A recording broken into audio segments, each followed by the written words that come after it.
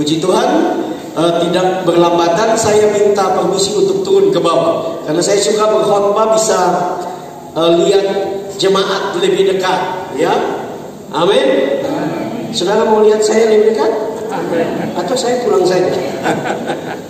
Ya, puji Tuhan, saya senang malam ini kita bisa merayakan Natal secara khusus buat kaum muda wilayah ini, luar biasa, ya.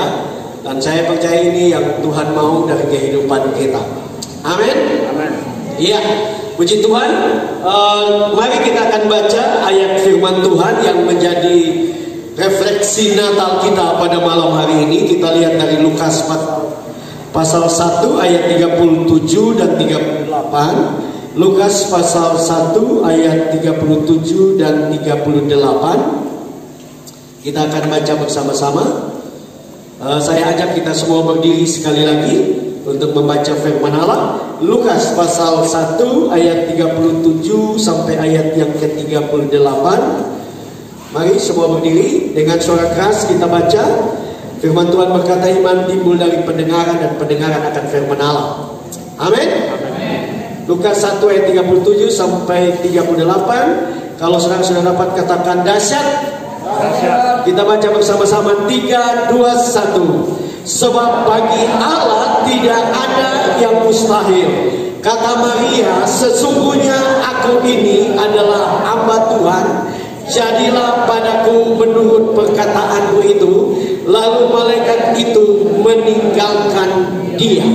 Amin. Silakan duduk kembali Bapak Ibu Saudara-saudara. Saya ingin memberi judul buat khotbah saya, yaitu lebih dari pemenang di hari Natal. Ya, tema nasional dari GKPB adalah lebih daripada pemenang. Ya, dari surat Roma pasal 8 ayat yang ke-37. Ya, satu ayat yang luar biasa, satu tema yang luar biasa. Dan saya percaya tema ini sangat tepat Bapak Ibu Saudara-saudara, karena dunia yang kita hidup ini sedang dilanda oleh satu pandemi yang luar biasa, yaitu virus corona. Ya, beberapa Indonesia, secara khusus baik Jakarta maupun Manado, ya, mulai ketakutan karena ada isu sudah muncul varian baru yaitu Omicron. Ya, waktu saya mau datang, saya baca artikel ada 3 WNA, warga negara asing yang dicurigai, sekalipun hasilnya belum keluar karena dibutuhkan beberapa hari, tapi dicurigai membawa varian baru, ya, yaitu Omicron. Ya, dan ini sangat berbahaya sekali. Itu sebabnya kalau saudara pergi kemana-mana sedang terjadi pengetatan, karena ditakutkan Natal dan Tahun Baru ini terjadi peningkatan lagi. Tapi kita berdoa supaya tidak. Amin. Nah, di dalam situasi yang seperti ini, Tuhan mau supaya kita sadar bahwa Dia adalah Allah yang memberikan kepada kita kemenangan. Itu bukan kemenangan yang biasa-biasa. Amin. Ya, saya coba lihat di dalam bahasa asli daripada kata lebih dari pemenang itu digunakan kata bahasa Yunani huper nikaho. Ya, itu bukan sekedar menang, ya, tetapi itu diartikan menang secara total. Amin. Semua aspek kehidupan kita, kalau kita sungguh-sungguh percaya kepada Tuhan, kita sungguh-sungguh hidup bagi Tuhan, kita berkenan kepada Tuhan, apapun tantangannya, pada akhirnya kita akan keluar sebagai pemenang. Amin. Seringkali Natal kita merasa kita seperti lebih dari pemenang, tapi dalam hal yang salah, bahkan yang berdosa dan memalukan Tuhan. Ya, saya ingat ada satu kisah katanya di Manado. Ya, ini papa-papa pas Natal begini lagi asik-asik minum cap tikus. Ya, dan mendadak satu bapak bangkit berdiri dan teriak senang karena dia punya anak 5 tahun sudah bisa minum cap tikus. Ya, hebat, ya. Tapi minumnya cap tikus. Nah, Bapak Ibu saudara-saudara, saya berharap kita semua menyadari bahwa kemenangan yang sedang dimaksud oleh firman Tuhan itu adalah kemenangan di dalam Tuhan. Amin. Di dalam kebenaran, ya. Artinya kita harus betul-betul hidup memperoleh kemenangan sesuai dengan apa yang Tuhan firmankan bagi kita. Tapi jangan juga pakai firman Tuhan salah-salah. Ya. Beberapa puluh tahun yang lalu ada heboh di Sulawesi Utara, di satu organisasi gereja juga, yaitu ada seorang pendeta muda yang masih gadis mendadak hamil, dan akhirnya dipanggil oleh organisasi dan ditanya, kamu belum kawin kok hamil? Dan dia dengan percaya diri berdiri dan dia berkata, saya mau beritahu kalian semua, saya hamil karena Roh Kudus. Ini kan bahaya, saudara-saudara. Tiru-tiru Maria. Maria didatangi malaikat Gabriel. Betul? Saya curiga gadis itu didatangi oleh malaikat Yakob. Malaikatnya nggak jelas, ya, nggak jelas. Ya. Nah, Maria adalah satu pribadi yang luar biasa. Seorang gadis yang sangat muda, bahkan beberapa orang mengatakan bahwa dia sekitar 17 tahun. Seorang gadis desa yang sederhana. Tapi kalau kita melihat Maria ini luar biasa, ya. Kenapa? Karena dia merespon berita Natal itu berbeda. Kalau saudara membaca ayat sebelumnya, malaikat juga datang kepada Zakaria, seorang imam yang bertugas sebagai imam besar untuk masuk di ruang Maha Kudus. Ketemu malaikat, sudah doa puluhan tahun untuk punya anak. Waktu malaikat muncul dia kaget, dan malaikat bicara dia tidak percaya. Ini aneh. Imam, ya kalau zaman sekarang pendeta. Nah, hati-hati, kita pendeta juga bisa tidak memperoleh kemenangan yang sempurna, kemenangan yang total, kalau kita tidak betul-betul hidup dari firman Allah. Amin. Nah, karena itu Bapak Ibu saudara-saudara, kita akan belajar malam ini dari kebenaran firman Allah, ya, lebih dari kebenaran di hari Natal. Bapak Ibu saudara-saudara, yang pertama yang kita bisa belajar adalah sebab aku ini hamba Tuhan. Ya. Saudara-saudara, Maria waktu malaikat bicara kepada dia sadar bahwa dia adalah hamba Tuhan. Ya, di dalam bahasa Yunani itu doulos, ya, yang kita kenal sebagai doulos, hamba, ya. Nah, Bapak Ibu saudara-saudara, kata itu bukan sekedar ucapan kelihatan rendah, saya hamba Tuhan, ya, ya enggak. Tapi itu betul-betul makna dari kata hamba Tuhan, ya, itu mempunyai arti yang dalam. Karena memang pada waktu itu hamba itu kelihatan jelas perbedaannya antara hamba dan anak, ya. Bahkan kalau kita teliti lebih dalam di dunia Palestina pada waktu itu, sebenarnya ada 3 tingkatan dalam di pengertian itu, ya, yaitu orang upahan, hamba, dan anak. Orang upahan datang kerja, pulang, tidak bisa tinggal. Hamba harus terus tinggal apa yang dilakukan, diperintahkan oleh Tuhan, dia harus terus tinggal. Ya, beda dengan orang upahan, dia hanya kerja harian dan pulang.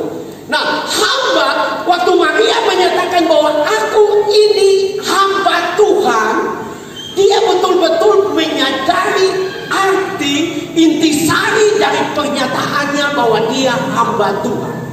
Ya. Kenapa? Karena hamba pada zaman itu tidak ada harga. Ya. Hamba pada zaman itu tidak ada hak. Ya.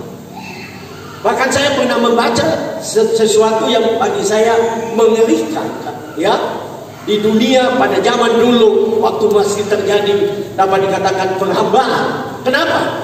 Kalau ada seorang tuan, ya, dia rasa kedinginan dan tidak bisa memanaskan dengan apapun, dia hambanya dan membelah perutnya, dan dia masukkan kakinya ke dalam perut, dan hambanya itu mati, dia tidak peduli. Dia punya hak untuk lakukan. Jadi Maria menyadari bahwa dia adalah hamba Tuhan yang dipilih oleh Tuhan untuk dipakai oleh Tuhan. Dan itu yang menjadi kunci. Maria menjadi pribadi yang luar biasa. Memang kita tidak mengangkat Maria sama dengan Tuhan Yesus, tidak, ya. Tetapi saudara dan saya harus sadar bahwa kita juga harus menghormati ada seorang pribadi, seorang gadis muda yang mempunyai hati sebagai hamba yang rela untuk memberikan kandungannya untuk putra Natal itu bisa lahir ke tengah-tengah dunia. Artinya sesuatu yang luar biasa. Nah, saya memperhatikan, saya dapat katakan bahwa ada beberapa hal yang bisa kita lihat tentang hamba. Hamba itu adalah seorang yang taat. Ya, dia harus taat apapun mau Tuhannya. Kalau saudara mau melihat tidak ada yang mustahil bagi Tuhan, saudara mau lihat saudara lebih dari pemenang, belajar untuk taat. Amin. Dunia yang kita hidup ini, saudara-saudara, dunia yang dalam pengertian karena firman Tuhan makin hari makin jahat, ya. Dulu orang tua baru angkat alis, anak-anak sudah takut, ya. Betul, karena saya hidup pada zaman ini. Tapi sekarang orang tua angkat alis, anak angkat pantat. Mereka tidak merdeka, ya. Orang tua bicara satu kata, mereka 11. Ya. Nah, saya alami sendiri. Anak-anak zaman sekarang tidak, ya. Tetapi saya meyakini bahwa seorang anak muda yang mau berhasil, dia harus belajar taat. Amin. Dia harus belajar taat. Taat kepada orang tua, taat kepada pemimpin di dalam gereja, hidup di dalam pelayanan. Saya mau katakan kepada saudara, gembala saudara adalah orang yang dipercayakan Tuhan di tempat itu. Mungkin tidak sempurna, mungkin tidak, ya, sesuai dengan ekspektasi saudara, harapan saudara, ya, tidak sesuai. Tapi saudara harus belajar taat karena dia adalah pemimpin di situ yang Tuhan tempatkan. Ya, Ibrani mengatakan dia adalah gembala jiwamu, bukan sekedar gembala jemaat, tapi dia mengembalakan jiwa, dia berdoa. Jadi ketaatan itu penting. Yang berikut, seorang hamba memiliki hati hamba itu seorang yang rendah hati. Ya. Seorang yang rendah hati sehingga dia belajar untuk betul-betul tunduk. Ya, mungkin dia diremehkan, mungkin dia dianggap enteng, di pelayanan tidak dihargai. Bukankah kita berkata bahwa kita sedang melayani Tuhan? Kalau kita melayani Tuhan, waktu kita tidak dihargai pun tidak apa-apa. Karena yang kita layani adalah Tuhan. Amin. Jadi Tuhan mau supaya saya dan saudara untuk kita menjadi lebih dari pemenang di tengah-tengah dunia yang penuh dengan tantangan, persoalan, masalah, pandemi. Ya, bahkan para ahli meramalkan akan muncul lebih banyak lagi. Tidak peduli. Kalau saudara taat kepada Tuhan, saudara akan lihat bagaimana Tuhan mengangkat saudara. Amin. Bagaimana Tuhan membuat saudara menjadi lebih dari pemenang. Bagaimana Tuhan mempromosikan saudara. Karena tidak ada yang mustahil bagi Tuhan. Amin. Perhatikan, ya, Daniel, Sadrak, Mesak dan Abednego. Mereka dibuang ke Babel, mereka jadi budak. Biasanya mereka tidak ada harapan. Tapi Alkitab mengatakan bahwa Daniel dan ketiga temannya itu taat, tunduk, belajar setia. Akhirnya mereka diangkat oleh Tuhan. Anak-anak Tuhan pada zaman ini, ya, apapun profesi saudara, Tuhan mau engkau belajar untuk taat. Ya. Bahkan saya karena cukup lama di sekolah teologi, saya suka memperhatikan mahasiswa. Mahasiswa yang rendah hati, pada akhirnya di pelayanan pasti mereka berhasil. ya pasti mereka berhasil. Saya kenal ada seorang gadis dan dia jujur, dia bilang, ya dia orang Jawa, jadi transmigrasi di Sorong, ya orang tuanya miskin, dia kerja jadi pembantu, ya berapa kali dia diperlakukan semena-mena oleh tuannya, ya kemudian Tuhan panggil dia dan dia jadi hamba Tuhan, ya pendeta Kalvari, ya. Dan dia berkata bahwa Tuhan mulai mengangkat dia. Bahkan beberapa pendeta di kotanya tidak senang dengan dia, tapi Tuhan angkat. Karena kalau Tuhan ketemu dengan seorang yang rendah hati, itu Tuhan angkat juga, ya. Dan saya lihat sendiri, karena kebetulan sekarang dunia media ini kan buat kita bisa tahu seseorang ada di posisi mana, ada bikin apa, ya kan sering kali posting. Saya juga seperti itu, ya. Saya lihat dia khotbah di Pertamina, di kantor kehakiman, di kantor ini, kantor ini, kantor ini. Hampir tiap hari khotbah. Anaknya sederhana, gadis orang Jawa yang sederhana. Tapi dia adalah orang yang rendah hati. Kalau Tuhan temukan seorang yang rendah hati, untuk Tuhan angkat dan promosi itu gampang. Amin. Amin. Jadilah orang yang rendah hati. Jadilah orang yang seperti Maria. Jangan kita ingat tiap tahun merayakan kelahiran Yesus, kita ingat Maria, ya. Tapi kita betul-betul memaknai hidup sesuai dengan karakter Maria, supaya apa yang terjadi dalam hidup Maria juga dapat terjadi dalam hidup kita. Bukan kita hamil Yesus lagi, tidak. Tapi orang bisa melihat Yesus dari hidup kita. Waktu orang lihat saudara, mereka lihat Yesus, kemuliaan Tuhan nyata dalam hidup saudara. Yang kedua, lebih dari pemenang di hari Natal, Bapak Ibu saudara-saudara, sebab tidak ada yang mustahil bagi Tuhan. Amin. Amin.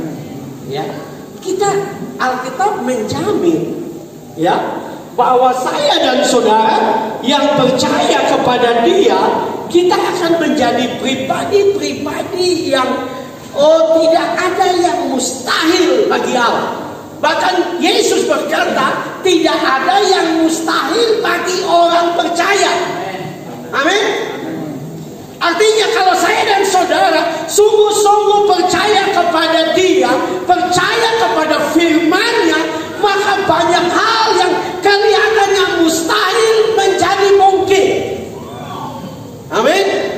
Orang-orang muda, kelihatannya masa depanmu mustahil, tapi saya mengatakan tidak. Bagi Tuhan tidak ada yang mustahil. Dan tidak ada yang mustahil bagi orang percaya. Ya. Ini di bulan Desember Tuhan sedang melawat saya secara pribadi dan keluarga. Dan Tuhan sedang menaruh satu impian yang besar. Ya. Dan saya meyakini bahwa karena tidak ada yang mustahil bagi Tuhan, maka semua dapat tercapai. Amin. Dengan pertolongan Tuhan, mimpimu dapat tercapai. Amin. Impianmu dapat tercapai.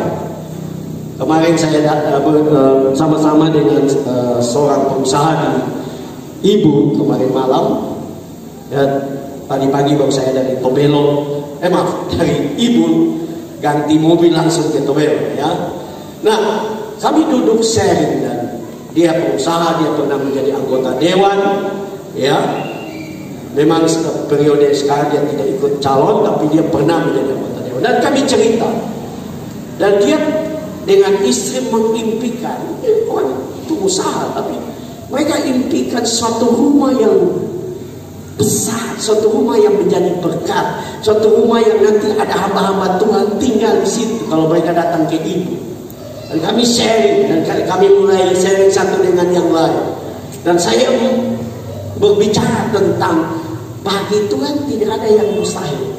Ya, mungkin beberapa di antara hamba-hamba Tuhan pernah dengar saya bersaksi tentang Tuhan memberkati saya dengan sebuah rumah, ya, sebuah rumah di Manado, saudara-saudara, dengan uang saya tidak punya ada uang 1 sen.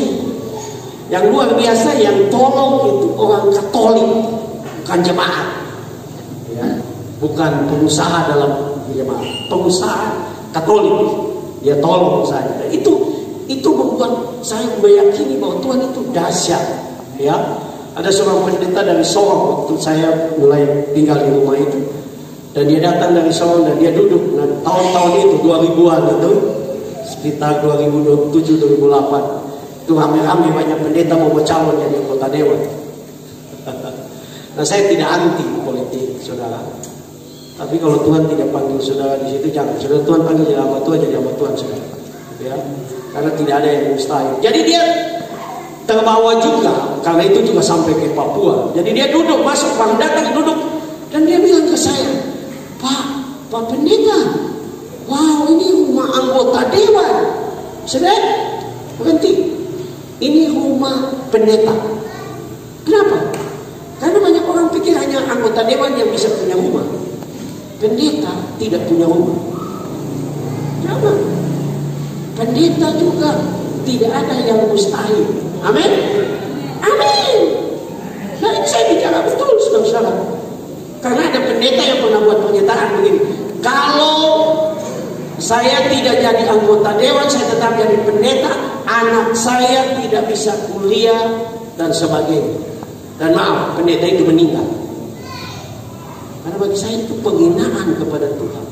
Bukan masalah kita jadi anggota dewan. Kalau kita taat, kita percaya kepada firman Tuhan, maka bagi Allah tidak ada yang mustahil. Amin. Bagi Tuhan tidak ada yang mustahil. Yang penting kita percaya firman Tuhan. Saudara pikir Maria dengar berita ini, berita yang memang menggembirakan, tetapi apakah terus akan menggembirakan? Saya percaya tidak. Karena dia dapat dikatakan puji Tuhan, malaikat juga datang ke Yusuf. Bayangkan kalau Yusuf tidak mengambil keputusan untuk menikah dengan Maria, maka dia akan dianggap berzina dan dia akan dilempari dengan batu. Jadi saya percaya dia menjalani kehamilannya dengan penuh ketakutan. Dia takut dia akan dilempari, dia akan dibunuh oleh karena kehamilannya. Tetapi setiap kali dia ingat firman Allah, tidak ada yang mustahil bagi Tuhan. Dia terus bersemangat, dia terus yakin bahwa dia akan lewati semua. Seringkali kita lihat masalah, ya kita ingat cuma masalah, kita lupa firman Tuhan. Kalau saudara baca tentang Paulus menulis di Efesus tentang peperangan rohani, itu satu-satunya senjata orang Kristen itu cuma satu, yaitu firman Tuhan. Pedang roh, yaitu firman Allah. Tidak ada bom molotov, ya. Tidak ada kelewat, tidak ada pedang dan sebagainya. Cuma satu, yaitu firman Tuhan. Jadi kalau saudara hidup dari firman Tuhan, saudara akan lebih dari pemenang. Ya. Dulu kalau kita tadi yang saya di dalam doa saya bilang, dulu kalau kita ingat Yesus waktu dicobai, dia bilang manusia tidak bisa hidup dari roti saja, tapi dari firman Allah. Kita anggap iya ya. Tapi saya percaya di saat-saat seperti ini harusnya kita sadar bahwa betul-betul kita harus hidup dari firman. Amin. Karena hanya firman yang dapat menolong kita. Kenapa? Karena firman itu adalah Kristus sendiri. Dan kalau kita percaya, maka firman itu akan digenapi. Tidak peduli berapa lama waktu. Saudara impikan apa? Terus percaya. Karena firman Allah berkata Tuhan setia dengan firman.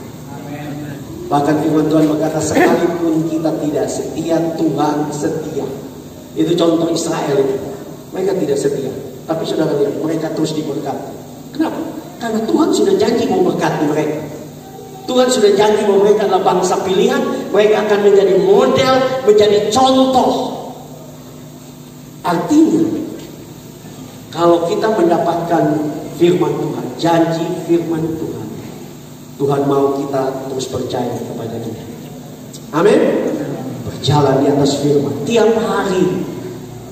deklarasikan firman, tiap hari imani janji Tuhan, tiap hari doakan firman Tuhan.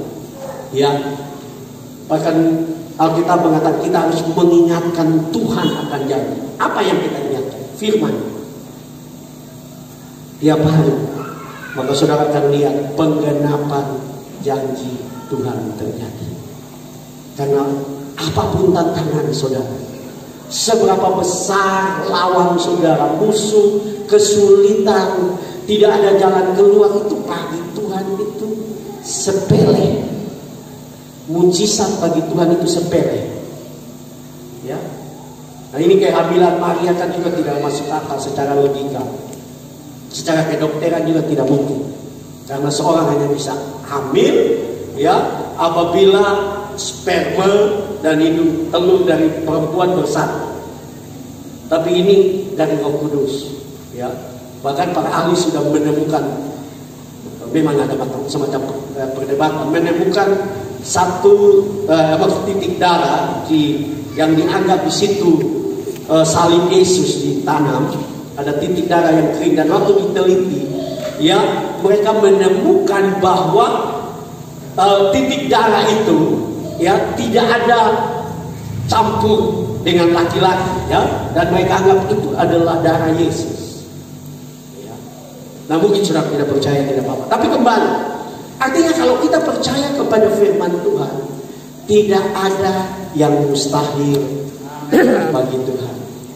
Apapun impian saudara, apapun mimpi saudara, tidak ada yang mustahil bagi Tuhan. Karena Dia berjanji kita lebih dari pemenang. Kita semua akan lebih dari pemenang. Kita lebih dari pemenang atas penyakit. Karena penyakit bukan kehendak Tuhan. Tuhan mau kita sehat. Kita lebih dari pemenang untuk masalah ekonomi. Karena Tuhan berjanji untuk memberkati kita berlimpah-limpah. Kita menang dari masalah masa depan anak-anak muda. Karena Tuhan berjanji Dia punya masa depan yang gilang gemilang bagi kita. Dia yang janji. Ya. Dan Dia janji itu bukan situasi yang baik. Kalau saudara baca Alkitab, Dia berjanji bahwa aku tidak pernah merancangkan rancangan kecelakaan. Yeremia, ya, 29 ayat 11. Aku tidak pernah merancangkan rancangan kecelakaan. Aku merancangkan rancangan damai sejahtera untuk memberikan kepadamu masa depan yang gilang gemilang. Itu waktu orang Israel dibuang ke Babel, mereka jadi budak. Bukan situasinya bagus dan Tuhan janji itu, tidak. Karena kalau mereka taat, mereka betul-betul akan melihat perbuatan Tuhan. Saya akan mengakhiri dengan satu kisah yang pernah saya lihat secara nyata. Tahun 2000-an, saya lupa dengan tepat 2000-an. Ya, itu dunia sedang ramai dalam dunia tinju, secara khusus kelas berat. Muncul seorang petinju dengan kekuatan pukulan yang mematikan, yaitu Mike Tyson. Semua lawan ketakutan dengan Mike Tyson karena pukulannya, kalau tidak salah tangan kiri, kalau kena pasti KO, ya. Nah, satu waktu saya nonton, ya, dan waktu itu Mike Tyson berhadapan dengan Evander Holyfield, ya. Mereka dua bertinju, saudara, ya, memperebutkan gelar kelas berat, ya. Dan itu menjadi heboh karena Evander Holyfield datang ke ring tinju dengan celana yang ada tulisan ayat, ya.